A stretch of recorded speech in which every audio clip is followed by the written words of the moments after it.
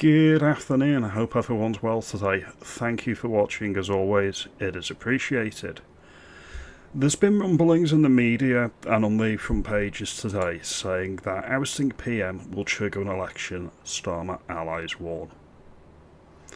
This demonstrates how weak and feeble the Starmer boss, the two-tier key, is. No person with power, no person with authority would need to threaten a general election to keep their backbenchers in line. And it shows the fracture in the Labour Party, alright? They couldn't even get modest welfare reform through without watering it down to the point that it's not going to touch the sides. And that's the whole point. Now, we can look back and remember that we had a petition to call an early general election last year. Over 3 million people voted for that, and it was debated in Parliament. I believe Monarch and Reform UK were leading that debate in the select committees about a early general election.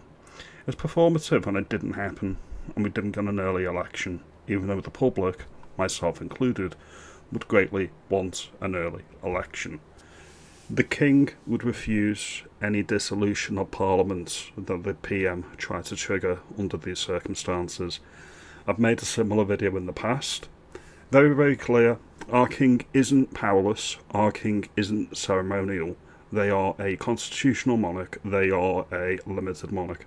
Many of the powers of state, peace, war, recognising countries, unrecognising countries, these are royal prerogative powers, and they are put into commission with directly elected civilians. That is the point of our monarchy. So even though the monarch is the head, most of his powers are put into use with elected civilians. That's the way our system functions. But there's something that people don't really look at, and that is what this story demonstrates or illustrates, which is if the PM is acting in a purely partisan and self-centred and selfish way in order to maintain his position. That is why the King can refuse a dissolution, especially the key point, we'll go with that. The key point here is if the Parliament remains viable. Say, for example, he went to Parliament to get the numbers to trigger an election. The majority of his MPs, over the magic number of 326, may not provide him with the numbers that he needs.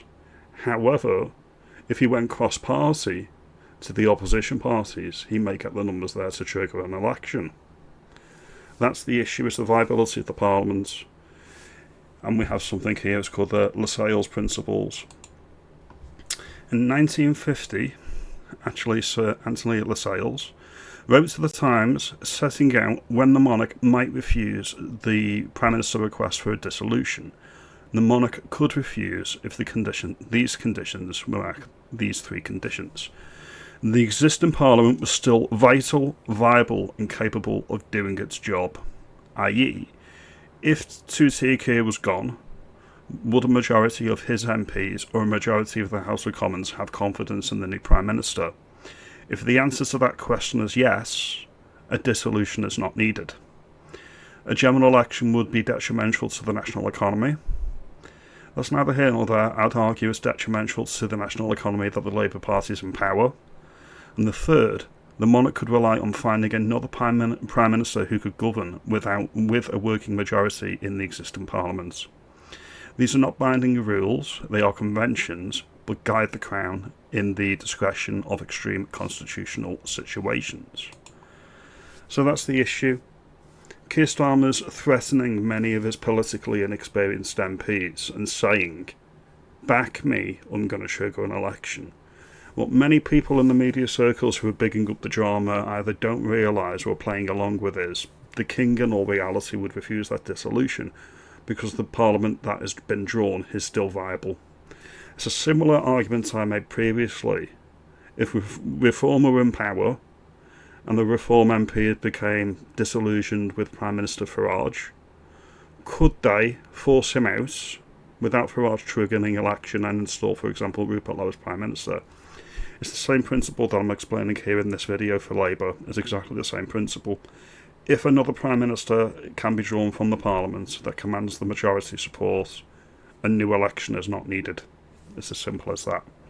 So in summing up, if the Parliament is still viable, there's an alternate PM.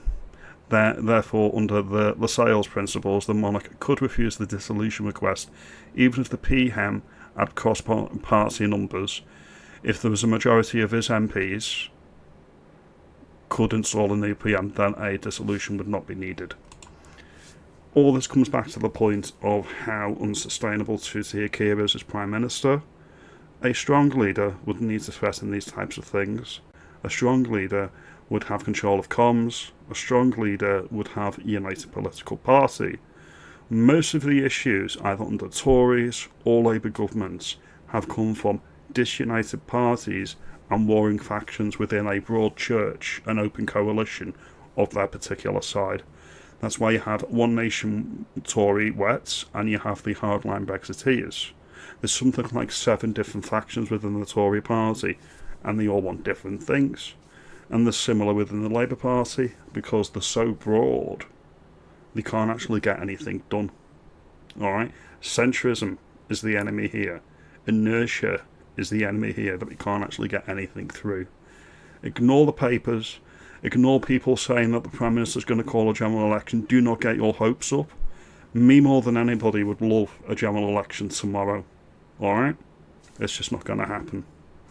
Now, if you like this video and you think I've highlighted some key points here and you think that I'm onto something, make me aware. If you think that the King would just dissolve Parliament on the Prime Minister's request regardless of the viability of Parliament, you make me aware. Comment, like and share, and I'll see you in the next video.